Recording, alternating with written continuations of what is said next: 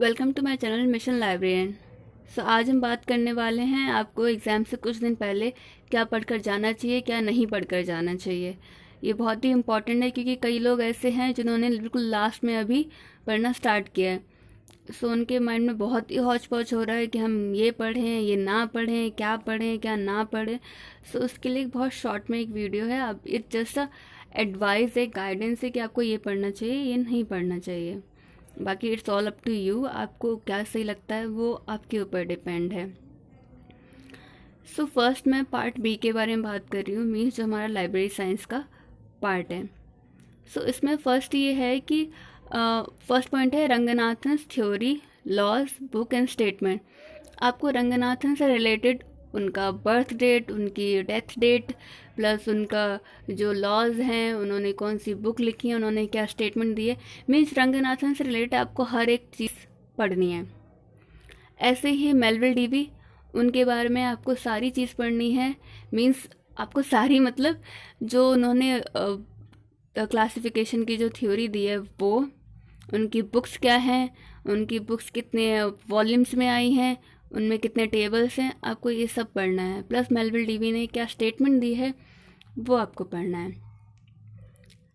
Next है computer generation, means computer generation जो भी हैं, first, second, third, fourth and fifth, इनमें कौन सी चीज़ें यूज़ की हैं। लाइक फर्स्ट जनरेशन में वैक्यूम ट्यूब्स का यूज़ किया गया है, सेकंड में जो इंटीग्रेटेड सर्किट है वो थर्ड में जैसे यूज़ की गई है, माइक्रोचिप है।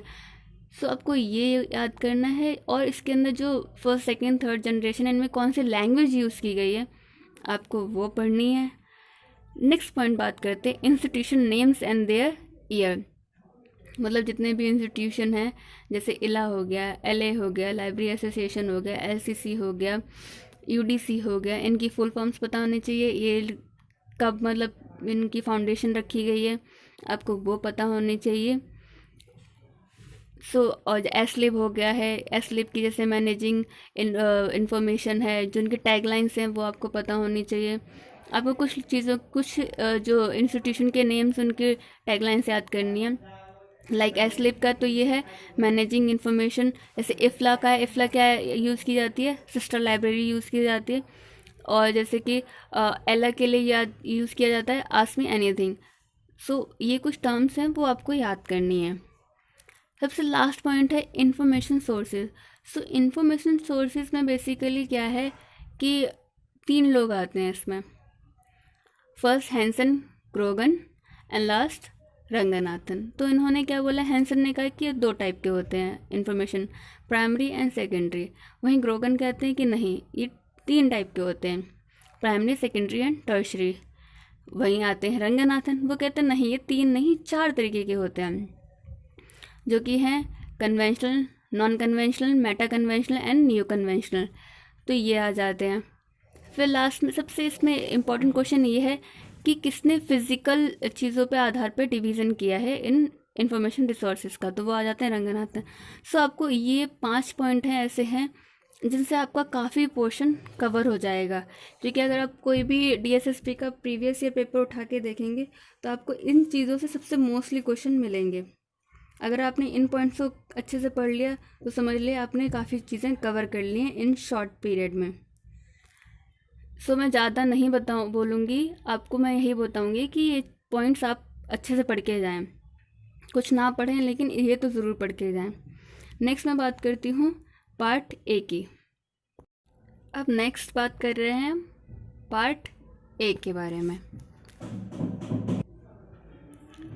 पार्ट ए में क्या है, फर्स्ट ऑप्शन है, फर्स्ट जो सेक्शन है वो क्या है, जीएस और जीके। इसमें आपको क्या पढ़ना है, important days, dance, temple, tribes and disease. ये कुछ टॉपिक हैं। इम्पॉर्टेंट डेज मतलब कि जैसे 5 सितंबर को क्या आता है, या तो आपको डेज दे देंगे कि ये डे है तो ये कब पड़ता है। 5 सितंबर को जैसे शिक्षक दिवस होता है वो पूछ लिया, सद्भावना दिवस कब होता है ये पूछ लिया, या जैसे नेताजी सुभाष चंद्र बोस को जो उनका जन्म दिवस है उसको कौन से डे में मना गया, पराक्रम दिवस। ये डेज आपको पढ़ने हैं। डांस मतलब जो भी फोक डांस है या क्लासिकल डांस है, जैसे केरल का क्या है, तमिलनाडु का डांस क्या है, राजस्थान का क्या है, जैसे महाराष्ट्र का लावनी है तो वो आपको डांसेस याद करने हैं हर स्टेट के। उसी तरीके से हर स्टेट के ट्राइब्स और टेम्पल याद करने हैं। लास्ट चीज़ है, आपको बायोलॉजी का जो पोर्शन है उसमें आपको डिजीज़ याद करनी है, जो वायरस से होती हैं या जो प्रोटोजोआ से होती हैं, फंजाई से होती हैं, वो आपको उनकी डिजीज़ याद करनी है। नेक्स्ट बात करते हैं रीजनिंग की। रीजनिंग में आपको क्या पढ़ना है, इसमें आपको ये कुछ टॉपिक पढ़ने हैं जिससे आपका पेपर, जिसको आप मतलब कि इससे ज़्यादा एंड टाइम में नहीं पढ़ सकते हैं, ये वो हैं कि जो आपको क्विकली आ जाएंगे। लाइक वर्ड अरेंजमेंट हो गया, क्लॉक एंड कैलेंडर हो गया, sitting arrangement and blood relation. ये कुछ टॉपिक हैं, मैं बस वही टॉपिक बता रही हूँ जिनमें से क्वेश्चन एवरी ईयर पूछे गए हैं, हर साल पूछे जाते हैं, मतलब जब भी पेपर होता है।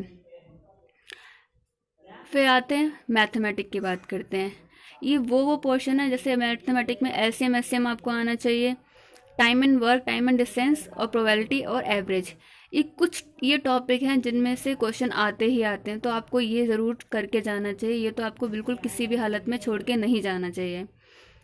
नेक्स्ट है हिंदी। हिंदी में आपको इतना ज़्यादा हिंदी सबको ही आती है, लेकिन फिर भी हिंदी में किसी का कोई वीक होता है, तो मैं बता दूं, हिंदी व्याकरण में संज्ञा, सर्वनाम, विशेषण, संधि और समास। संधि और समास तो बहुत ही अच्छे से पढ़ के जाएं, क्योंकि उसके ऊपर संधि के ऊपर 2 से 3 क्वेश्चन भी फॉर्म हो जाते हैं, और वैसे ही समास के ऊपर भी। तो संधि और समास एक ऐसी चीज़ है जो आपको कुछ ना पढ़ो हिंदी में तो संधि समास तो ज़रूर पढ़ के जानी चाहिए। लास्ट पॉइंट है इंग्लिश। इंग्लिश में जिसकी इंग्लिश वीक है या जो मतलब सोच रहे हैं कि इंग्लिश में क्या पढ़ें, तो उसके लिए ये है कि आपको ये 4 चीज़ें ज़रूर पढ़नी चाहिए। फर्स्ट है voice, speech, antonym and synonym.